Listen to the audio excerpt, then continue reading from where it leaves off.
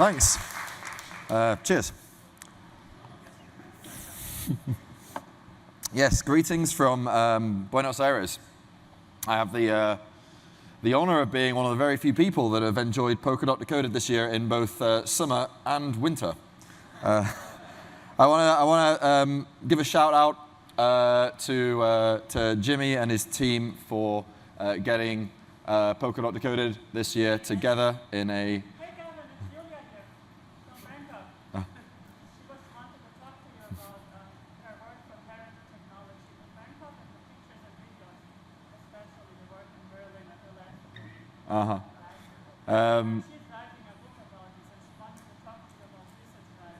Great, thanks. Yeah, there'll be time for questions maybe later. So I'd like to give a shout out to Jimmy and his team for getting this together. They did an amazing job in the last few weeks.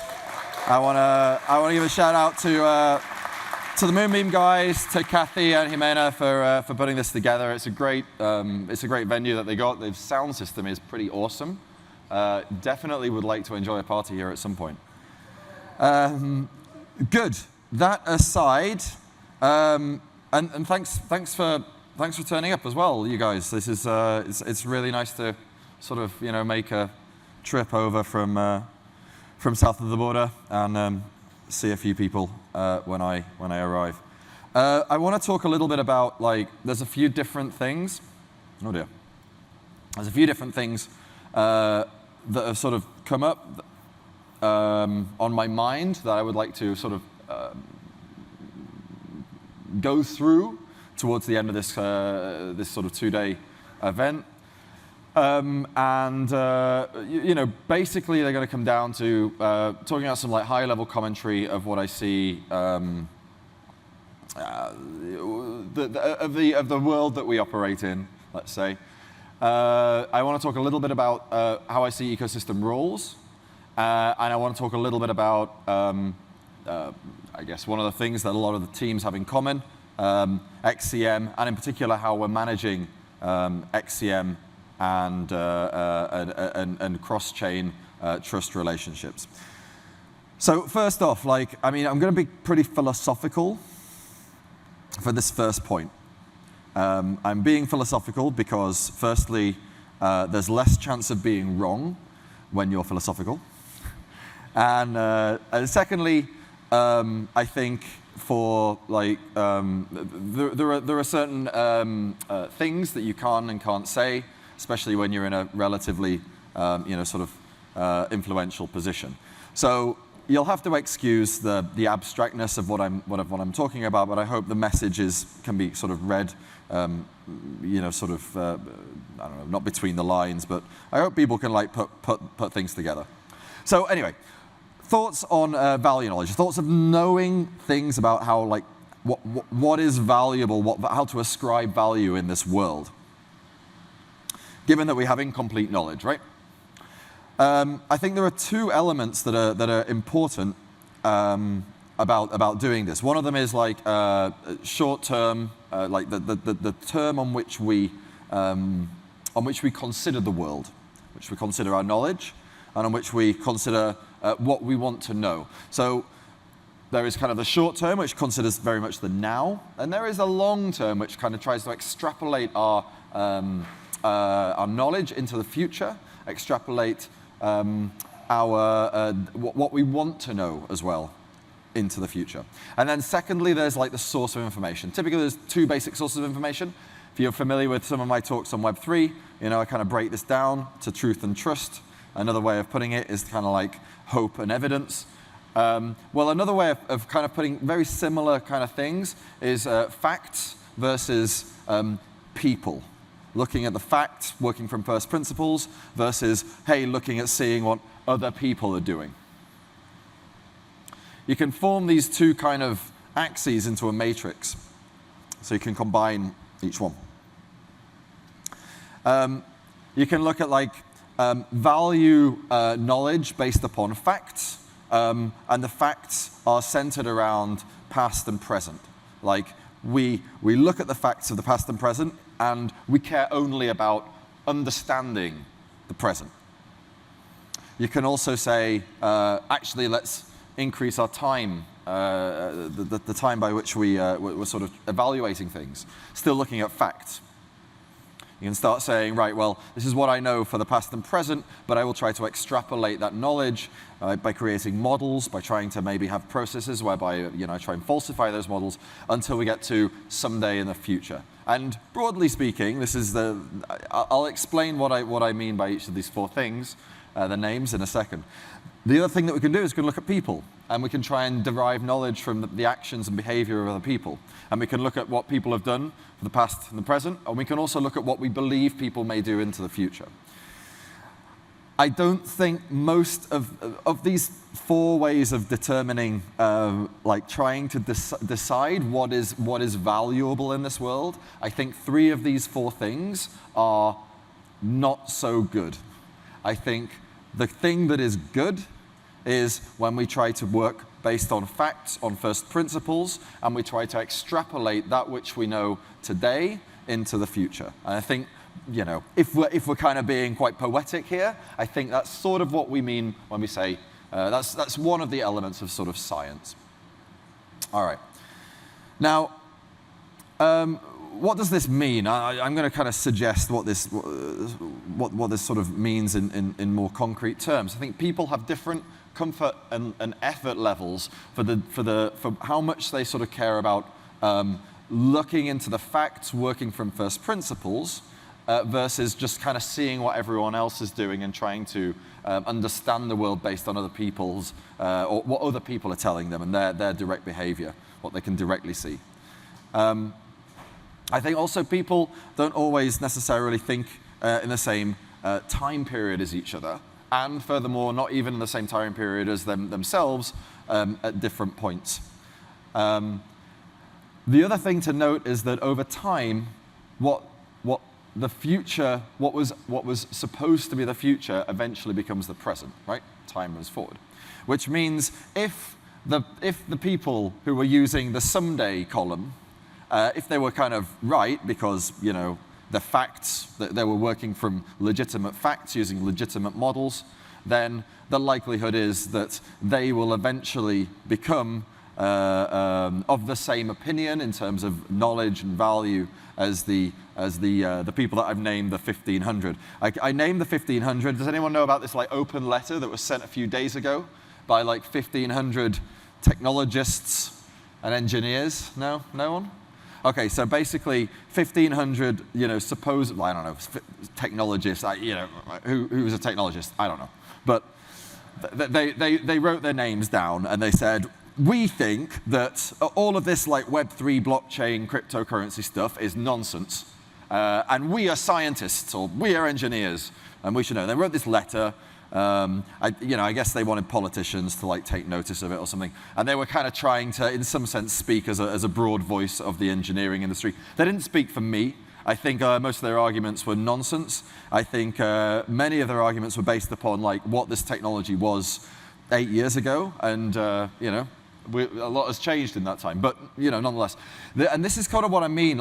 Facts can go out of date. Sometimes we understand things better. As innovators and technologists, this is sort of our job. We want to understand the world better, and we want to create new facts, facts that people were maybe only suppositions, propositions, suggestions before. We want to actually prove things about the world beyond some degree of doubt, at least. So my belief, if it's not already obvious, is that the technology that we're working on is actually is going to be instrumental in creating a better world. And in fact, if we continue going down the path of basically just trusting opaque central organizations with limited, if any, degree of accountability, then we risk descending into dystopia or worse. And overall, my time perspective is pretty long-term, I would say. Okay, good. I know that was pretty abstract. Sorry if it was not obvious what I was trying to get across, but maybe ruminate on it for a bit. Second part of the talk, thoughts on the ecosystem. So this has come up in the past in roundabout ways, and I would like to just spend a little bit of time getting across what I kind of expect and what I want to sign up for as like a member of the ecosystem, and also as like a leader of one of the companies in the ecosystem, founder of the foundation, one of the foundations, I guess, in the ecosystem. How I see the ecosystem sort of working. What I want to get across, I think, most importantly, is that as you know, as the CEO of Parity, I'm not looking to, like, I don't know, build another Microsoft or something where we have this like ultra integrated, super comprehensive vertical product stack. Yeah, that's not what I'm trying to do here. And I think I want to make it like 100% clear, right? There are certain things that I think I'm, you know, me and my team and Parity, broadly speaking, the Web3 Foundation, I think there are certain things that we are good at, that we want to do, that we want to build, that we want to see, and it's not everything, right?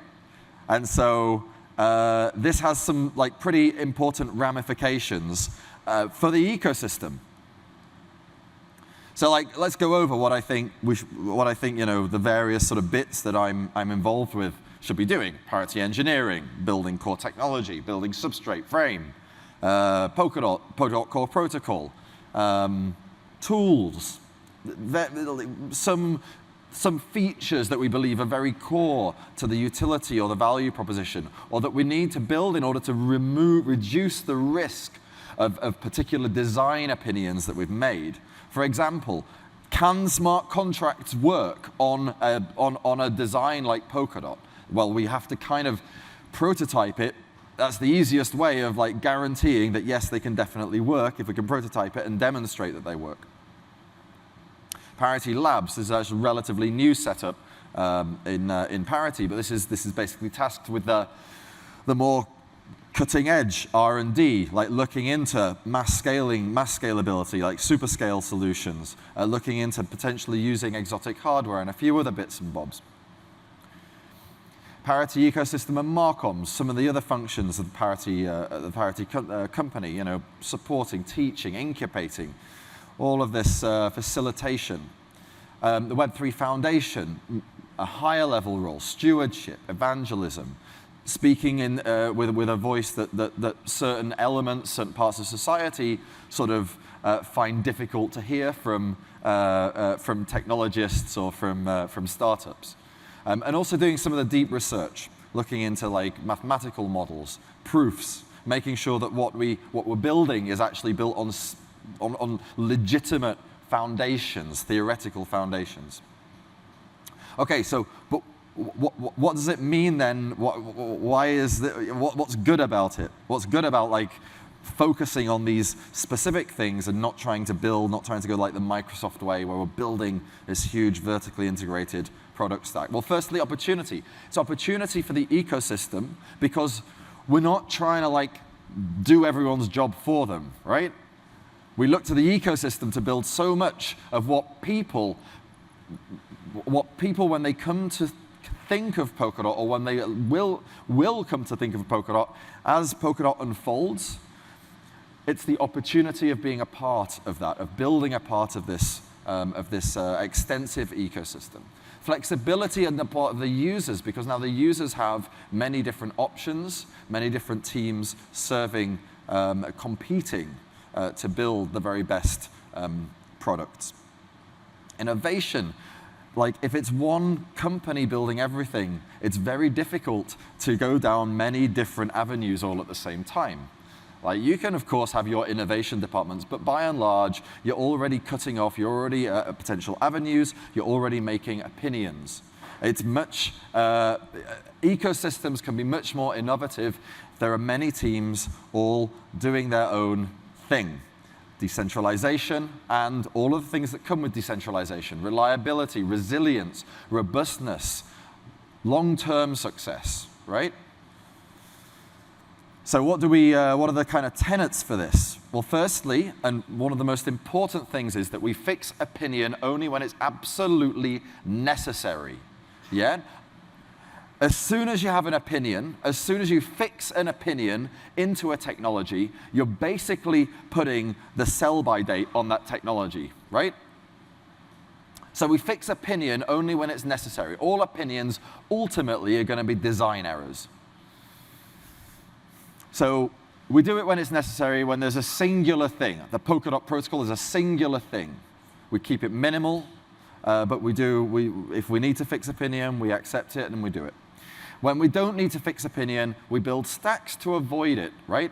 So basically, we build API levels so that the API may be fixed, but we can have many different things, many different alternatives utilizing and resting on that API.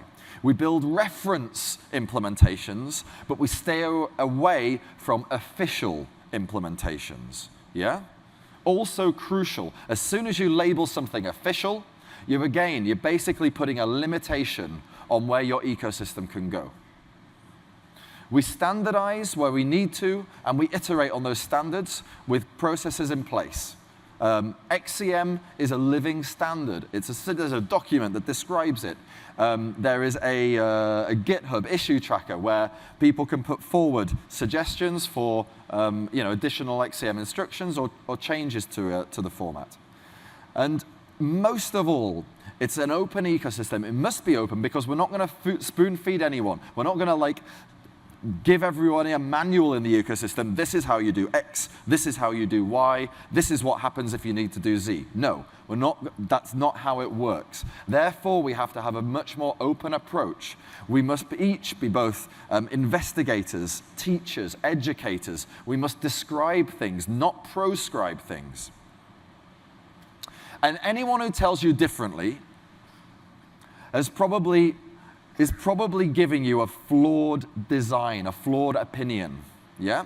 If you're presented with an easy answer, oh, this is how it needs to be, this is the only design, then the likelihood is that they've thought about it a little bit, maybe, they've set it in stone, and now that's it. That's the manual that you're fed. That's not how innovation works.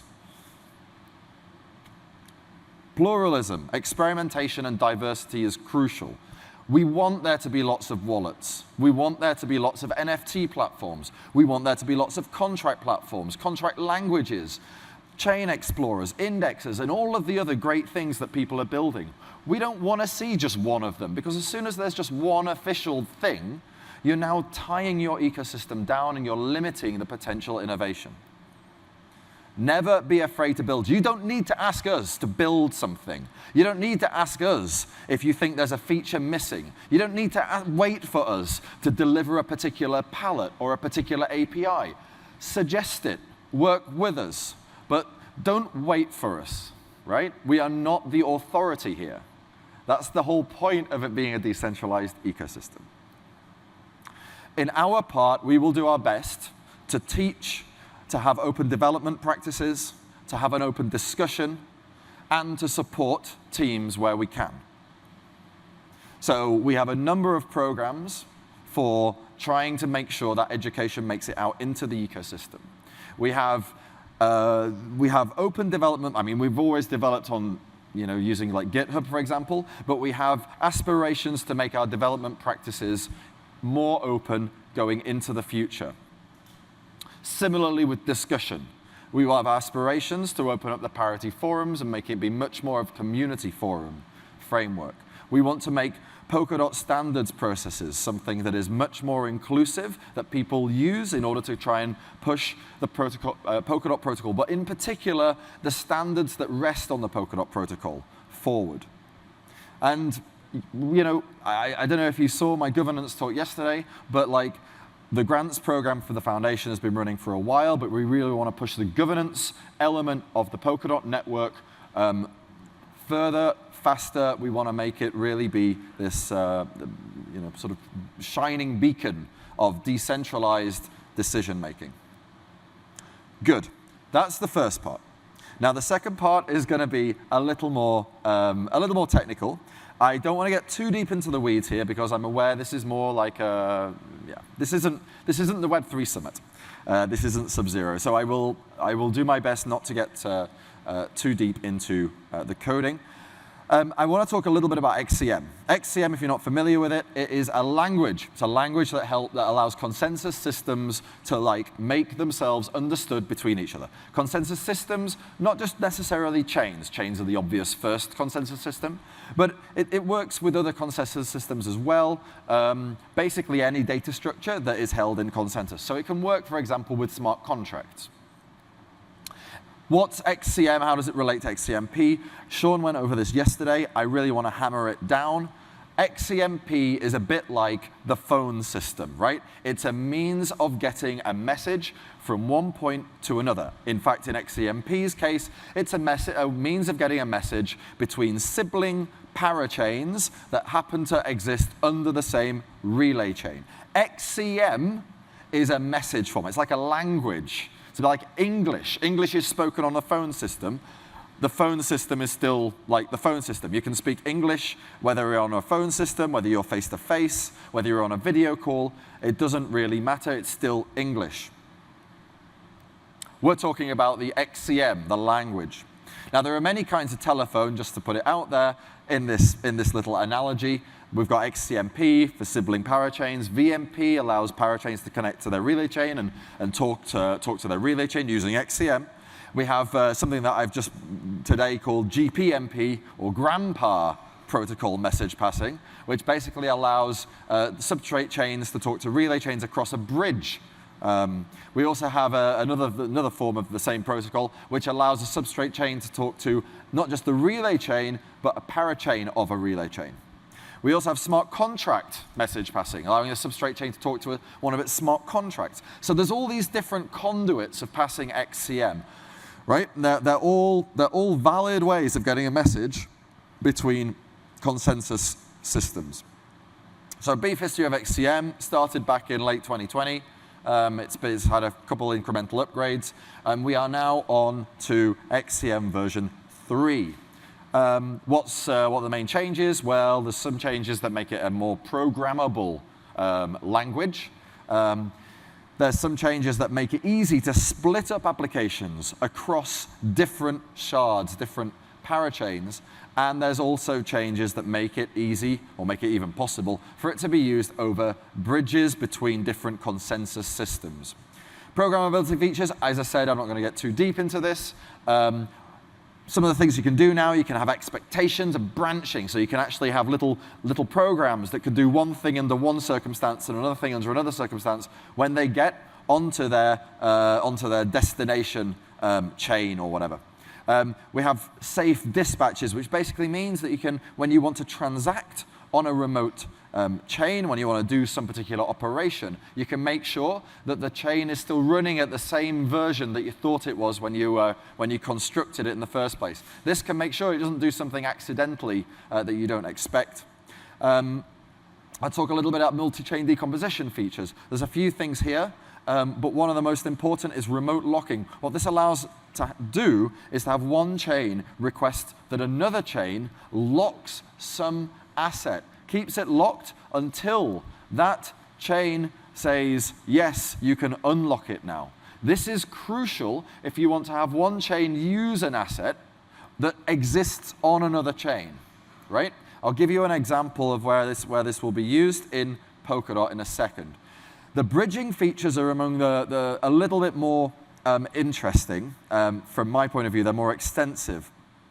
And essentially, they allow for the possibility of building very sophisticated multi-hop systems where you can connect bridges and you can have parachains talk across to another parachain that itself is a bridging parachain that goes off to another ecosystem that can then forward a message on into maybe another parachain in that ecosystem, and then eventually maybe make its way down into a smart contract chain. There's a few different features here, and it gets pretty technical, sorry. If you watched, the one thing I'll mention is if you watch Sean's talk, he mentioned that XCM has this abstraction called a multi-location. Multi-location is basically a location held in consensus. It might be, a multi-location example might be maybe the Polkadot relay chain, right? It could be a specific smart contract that exists on Moonbeam. It may be a user account that exists on Statement. These are all locations held in consensus. Now, one of the important points that we're trying to get across before XCM version 3 was that all of these locations, when you referred to a location, it was relative. So you always had to sort of assume that you were already at the sort of the location, and then how do I describe the location I want to reference from the point of view of me? And this becomes very difficult if the location is on a whole different consensus system. Like, it's easier, we can imagine like, oh, well, if I'm a parachain, then my parent location is the relay chain, and then if I wanna sort of go to another parachain, then there's like a child location that is that parachain. We can start thinking of it in terms of like directory hierarchies. It becomes quite easy. But it's difficult if we have to jump over into a whole other ecosystem. There isn't really a way that we can have that be relative. And it turns out that one of the conceptual additions that we have now is the universal location. The universal location is a consensus location that is defined as being the parent of all locations that are themselves providing global consensus. Right? So the Polkadot network provides a global consensus. It doesn't rely on any other network to come into consensus, right? It has these validators. They kind of vote on the next block. Yeah, it gets finalized. Easy. That's the Polkadot network. That's what it provides in some sense. It's a global consensus system. Kusama network is similar. It's a global consensus system, right? The parachains are not. The parachains rely on the consensus of their relay chain, yeah? So now what we're doing is we're introducing this conceptual location that exists even at a level higher than the relay chains, or indeed than the Ethereum network, or the Bitcoin network, or any other network that provides consensus. And it allows us, therefore, to have this very useful point that we can reason about when we talk about where bridges go to and from. All right. That's enough of the technical stuff. I want to talk a little bit about like a little bit of sort of vision, what XCM v3 enables. I'm going to skip over this a little bit. I don't want to take too much of your time up. The first and one of the most important things is the functional decomposition of the relay chain. I said I'd mention this, so I'll come back to it earlier. What we want to do is make the relay chain something that actually does what it's named after, that it really just does manage these parachains and act as like a central point for making sure messages that go between them and securing the parachains. This means it really shouldn't be doing stuff like managing governance. It shouldn't be managing validator-nominator relationships. It shouldn't be managing, moving tokens between accounts. This is all not to do with the primary thing of securing parachains and making sure that they can pass messages between each other safely, right? So what do? Well, we take the obvious approach and we say, let's make a parachain. Let's make a parachain for each of these different functions that we don't want sitting on the relay chain. That's the beauty of Polkadot, that we can do this. But there are some, because at the moment these different functions can assume that they're all on the same blockchain, it means that they can sort of use the different features.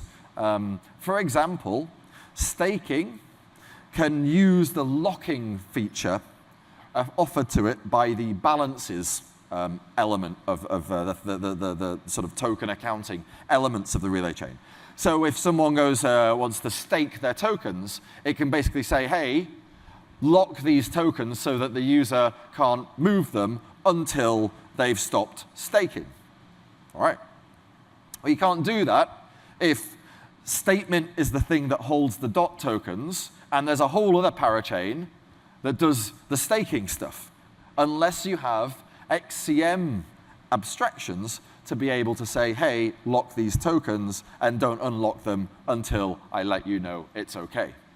And this is precisely the sorts of functionality that we're introducing with XCM version 3.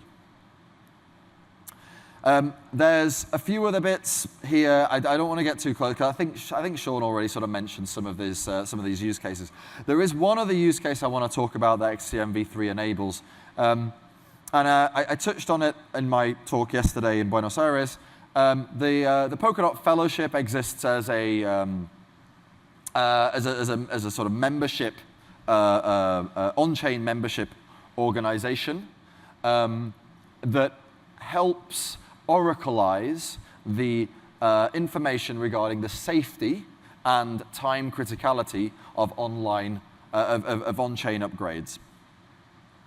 Essentially, it's like it's an expert oracle. Now, there's no real reason to have an expert oracle that is expert in the Polkadot protocol and have two different ones, one for Polkadot and one for Kusama, given that they both utilize the Polkadot protocol. It's like the expert set is going to be basically the same. So it would be cool if we could bridge this. Well, I mean, we want to bridge Polkadot and Kusama. This is already sort of an ongoing effort, soon to be deployed. But wouldn't it be cool if we could use XCM to ensure that this oracle functionality that exists on, well, wherever it exists, whether it's Polkadot or Kusama, can be oracleized onto the other network, so we don't need to duplicate efforts. And indeed, this is one of the things that XCM v3 is intended to solve. Another interesting one would be like maybe a Kusama parachain that holds dot on statement, able to actually make votes in a Polkadot referendum. This is the sort of interesting cross-ecosystem functionality that bridged XCM can facilitate. This isn't just about like having some tokens be able to be passed. This is about building rich applications that exist across parachains, across shards, and potentially even, in part, where security allows, across ecosystems. Good. There's a bunch of stuff that I could go into with what we want to achieve with XCM version 4. It's mostly quite technical. Don't really think it's going to be that useful to go into now. I would rather spend the time that I have left talking a little bit about some of the things that XCM cannot solve. And I want to make it clear that there are XCM and XCMP and this technology that we're building can solve a lot of things. But there are some things that need to be solved in different ways. And no effort of adding new instructions or altering how certain elements work is going to change this. Let's take an example. This is an example. This is a real example. This is something that is like, I mean, this specific, the names are not real, but the underlying problem is real. There's already a GitHub issue open with quite a big, long sort of conversation in it. Suppose there's a user on a parachain. Let's, for argument's sake, say that's a user on Fala, and they want to send some tokens that are not native to Fala. So let's suppose, again, for argument's sake, they want to send some AUSD. So it's native to Akala. And they want to send it to some other third place, some other parachain. Let's say it's Moonbeam. Now, not only do they want to do that, but they want to do something on Moonbeam where they're doing it under the authority of this user, of this Fala user. So maybe they want to execute some sort of smart contract call, and they want to make sure that these tokens, this AUSD, is in their account. Who knows what it is? Maybe it's, I don't know, some sort of liquidity mining or DEX, or it doesn't really matter. But they want to do something on Moonbeam, in a contract in Moonbeam, with this AUSD, OK? AUSD is held as a reserve asset on Akala, right? And Fala, Akala, and Moonbeam, they don't have any special trust relationships here. They all just they do their thing. They treat each other as independent networks. So at the moment, this must be done in 2 steps. The first step is that we do a reserve asset transfer. So basically, Fala instructs Akala to move some of the users, some of the Fala AUSD from the Fala account to the Moonbeam account. And then as part of this, it also sends an onward message, which is to say, Akala sends an onward message to Moonbeam, letting it know, hey, you've got a credit, and this is what you should do with it. Credit it into this user's account, this Fala user's account. Okay, that's the first step. This basically moves the AUSD into the account on Moonbeam. The second step is then for Fala, on behalf of its user, to tell Moonbeam, hey, execute this smart contract action, whatever it is. Do something with this AUSD and this smart contract. Now, a question arises. Well, why don't we just do it in one step? Why doesn't Fala, on behalf of its user, just basically tell Akala, transfer the AUSD, send it on to Moonbeam, let Moonbeam know, and then have Moonbeam execute this smart contract action directly, right? This is the question that is being posed to us, the XCM guys. Is there not something we are being asked that we can add to the XCM language, or some extrinsic that we can add to a runtime, some special transaction or something that can do this in one step?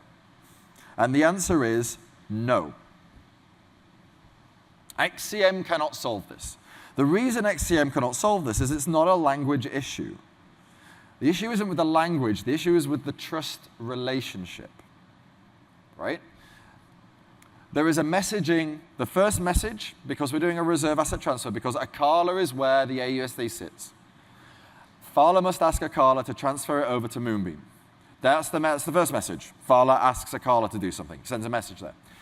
Now, Akala is the only one that Moonbeam can trust to tell it that it's received the AUSD.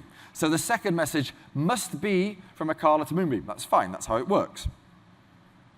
But then we want to make the Fala user, or we want to do some contract execution on Moonbeam on behalf of the Fala user. Who's going to tell Moonbeam to do this? Moonbeam doesn't trust Akala to tell it what it should be doing on behalf of Fala, right? Why would it? It's like, it's Fala's user. Why would Moonbeam trust Akala to tell it to do something on behalf of Fala's user? No, doesn't make any sense. So there must be a third channel here. There must be a third message that is directly from Fala to Moonbeam. And this is why it has to be in two steps. And there's nothing that we can add to XCM to prevent this. But it's not a great solution. There's a race condition for a start, right?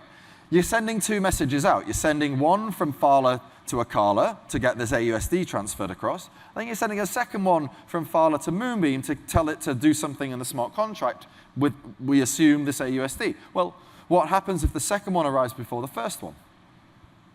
It breaks, it doesn't work. Something goes wrong. The smart contract doesn't have the AUSD in it at the time, whatever, I don't know, but like, it doesn't work. It's not a great UX either, and the performance isn't so good, because in theory you've got like 3 different things happening, despite there only being 3 different endpoints, right?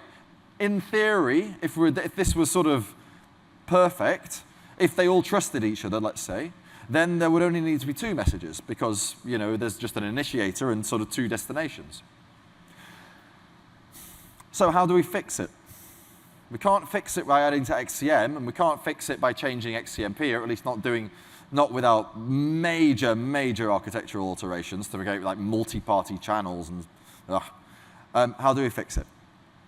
Well, the answer is Spree. So I've talked about Spree in the past in a fairly circumspect fashion. I want to just reference it here today now to point out that there are real ecosystem use cases that people would like, that teams are finding they want to be solved pretty soon, that can be solved. And they can only be solved in this way. What Spree does is it allows trust-free remote logic execution. Basically what it means is, in Polkadot, we can make sure that each of these parachains adheres 100% according to the logic that it sets for itself. We can make sure that no transactor can cheat the chain that it's being transacted on. We can make sure that even the chain itself cannot cheat its own governance or its own rules for upgrading. But what we can't do is make one chain be able to trust that another chain won't upgrade itself and somehow stop working in the same way, right? This is just fundamentally, chains are sovereign entities. If they want to upgrade and, I don't know, eat everyone's money that happens to be sitting on the chain, they can. Like, it wouldn't be a great look for the chain, but they are sovereign entities. There is nothing that Polkadot can do. I mean, in part, it's an unsolvable solution in general, because how could anyone other than like the chain's logic itself know how best to describe the expectations that people have en masse about the chain? In some sense, code is actually law. But what Spree can do is it can set some boundaries to this. And it can say, OK, you're free to do what you want within your own runtime, your own logic, your own business logic that you control, that you can upgrade at will. But we can add little bits of business logic that you are not free to change. We can add a bit of business logic, for example, that guarantees that if a message is received from a certain endpoint that is not destined for you, but in fact is destined for somebody else, we can guarantee that that can be forwarded such that the final destination can trust that it was not tampered with along the way, that it won't be duplicated, and that it won't be dropped. This is what we would call a Spree XCM enclave. Spree enclaves are these little bits of logic that guarantee certain things. And this, if we want to like look back to our problem example, it would work a little bit differently. Fala, rather than sending directly to Akala, would actually send to this special, protected little bit of logic that sits next to Akala, but that Akala can't touch, and that guarantees certain certain expectations regarding what will happen with ongoing routing, making sure that, for example, if a part of this message was destined for Moonbeam with the authorization of the Fala user, it will be, without any kind of tampering or changing, be forwarded onto Moonbeam, and Moonbeam will be told that it does indeed come from Fala.